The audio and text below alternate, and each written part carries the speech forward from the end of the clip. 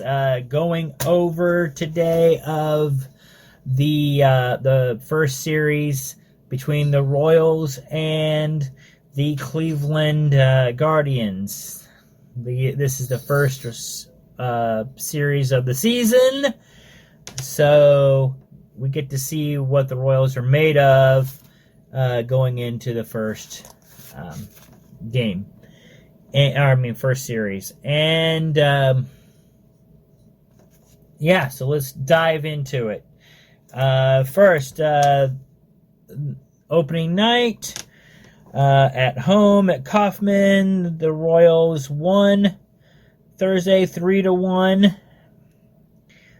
Game 2, which was on Saturday, the Royals won 1-0 in the 10th game. So those are the highlights, and then we go downhill from there. Sunday, the Royals lost 3-17, and Monday, the Royals lost 7-10. So there's your split. You'd rather, of course, end up with a sweep or at least a win on that first series.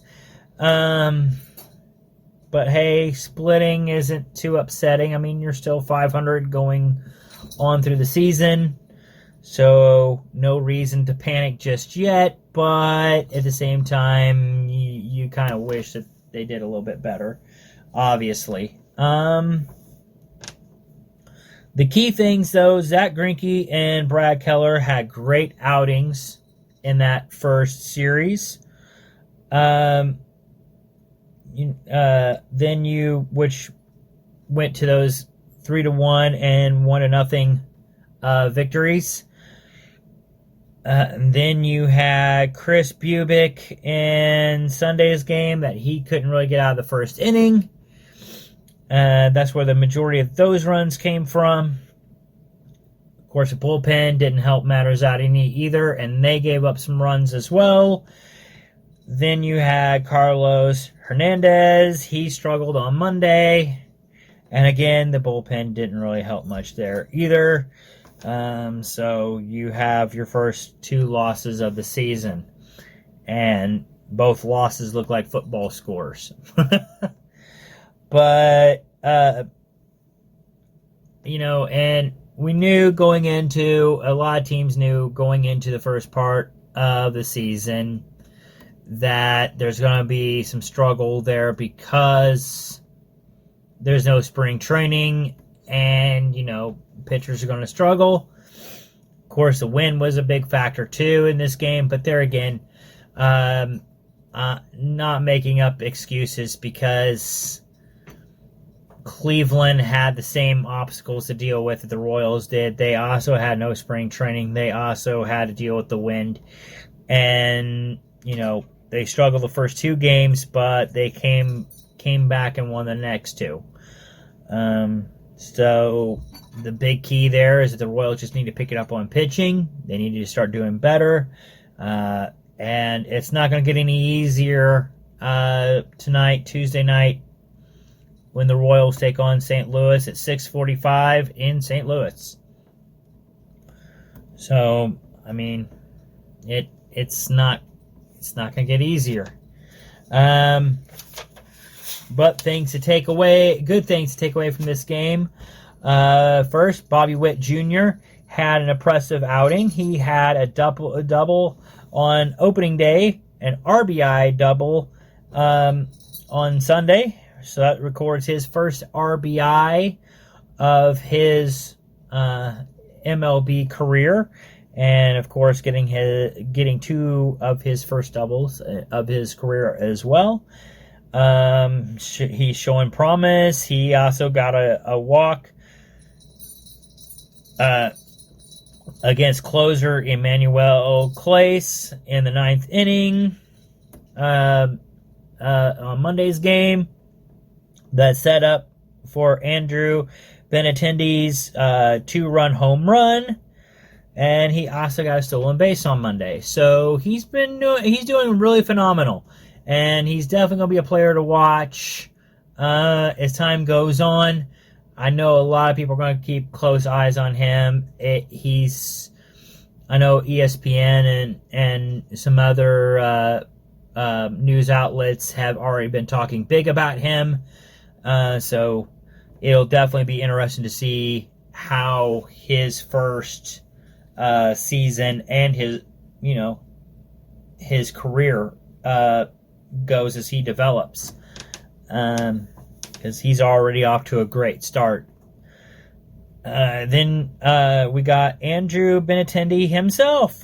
He also had... Oh, before I get to him, another good thing about Witt, too, he has a really good glove. I can't go on without mentioning this. He had that throw... they made to Salvi for the tag in the 10th inning on Saturday. It was named MLB's Electric Play of the Week. It was a phenomenal play. If you haven't seen it, I suggest looking it up on YouTube. Going back and watching that play. It was an awesome play to see for sure. Definitely a wow factor there. And again, this is like his first series in the MLB. And he's already playing phenomenal. Also, he had a diving play to his right on a ground ball against Miller Owens hit. Again, just a great outing for him, and I definitely look forward to seeing more big plays from this guy. Now we can get to Benintendi. He had an awesome outing as well. He on Monday he got on base 5 times. He recorded that two-run bomb that I was talking about before on Monday. So, I mean, he tried to help keep the Royals in it on Monday. Unfortunately, it just wasn't in the cards. Like I said, pitching. The one thing that the Royals really need to work on, pitching. It's going to be a struggle, I know, but they got to get better.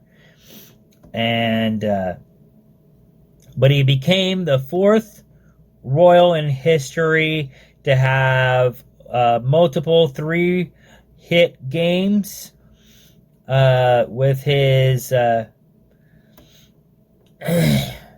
within his first 4 games. So the only other players to do this on the Royals would have been Johnny Damon in 98, Kevin Seitzer in 87, and Hal McRae in 77. So that's one. In my opinion, that's one heck of a list to be on. So, but like I said, now the Royals will be taking on the Cardinals. That starts tonight in St. Louis. Doesn't get any easier for the Royals. Lynch will take the mound tonight. Hopefully he does pretty well. We'll see how it goes.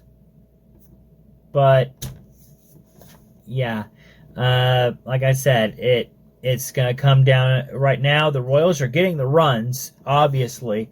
They didn't get a whole lot of run support on Saturday, but got just enough to get a 1-0 win. But then after that, I mean, you score 3 runs on Sunday, you score 7 runs on Monday, which should have been a win, but against 10 runs.